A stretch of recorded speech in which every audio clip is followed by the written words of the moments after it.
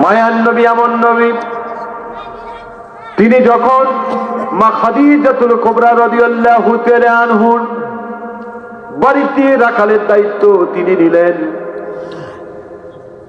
একদিন করতে করতে, 2 দিন করতে করতে 7 দিন যখন অতিবাহিত হয়ে গেল, মা খাদিজা বলেন, আমি লক্ষ্য করে দেখলাম আগে রাখালগুলো মাসের পর মাস ছাগল দুম্বাগুলো চড়াতো, কোনো মোটা তাজা হতো না, রুগ্ন শুকনো ছিল। কিন্তু মোহাম্মদ যেদিন থেকে, মোহাম্মদুর রাসূলুল্লাহ সাল্লাল্লাহু আলাইহি ওয়াসাল্লাম যেদিন থেকে আমার ওর বকরি দুম্বাগুলো চড়ানো শুরু করলো, 7 দিন যেতে না যেতেই ছাগল বকরি দুম্বাগুলো মোটা তাজা হওয়া শুরু করলো। সুবহানাল্লাহ বলেন। মা খাদিজা বলেন, আমি লক্ষ্য করে দেখলাম আল্লাহর নবী ছাগল দুম্বাগুলো নিয়ে যখন তিনি বাড়ি থেকে বের হয়ে যেতেন, আল্লাহর নবী আগে আগে যেতেন আর ছাগল দুম্বাগুলো পিছে পিছে যেতেন। অথচ দেখতাম আগে রাখালগুলো যেত পিছে পিছে, ছাগলগুলো যেত আগে আগে, আর উশৃঙ্খল ছিল। কিন্তু আল্লাহর নবী যেতেন আগে আগে, ছাগল দুম্বাগুলো পিছে পিছে যেত, কেউ কাউরে গুতা দিত না। শুধু তাই নয়, আমি লক্ষ্য করে দেখলাম প্রচন্ড রোদের ভিতরে আল্লাহর নবী মুহাম্মদুর রাসূলুল্লাহ সাল্লাল্লাহু আলাইহি সাল্লামের মাথার উপরে একখণ্ড মেঘ ছায়া দিত।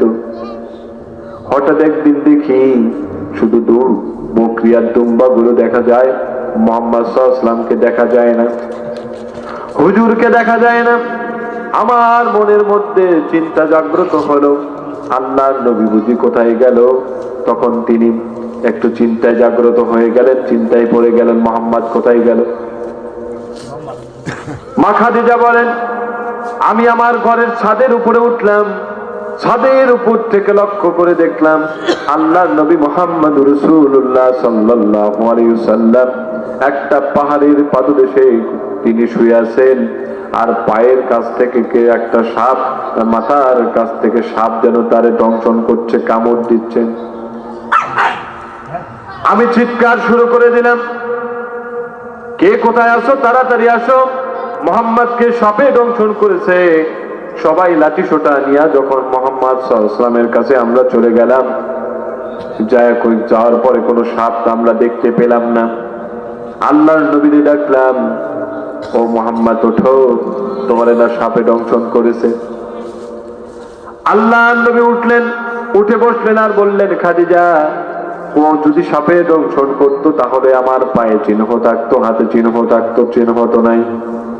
মা খাদিজা বলেন, আমি দূর থেকে লক্ষ্য করে দেখলাম তুমি শুয়ে আছো এখানে, তোমার পায়ের কাছ থেকে একটা সাপ এবং মাথার কাছ থেকে একটা সাপ তোমারে দংশন করেছে।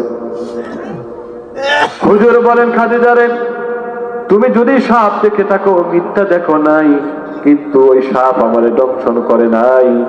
ওই সাপ আমি যখন আরাম করতেছিলাম, সাপ আমার পায়ের কাছ থেকে আর মাথার কাছ থেকে তার ফেনা দিয়ে বাতাস দিয়েছে।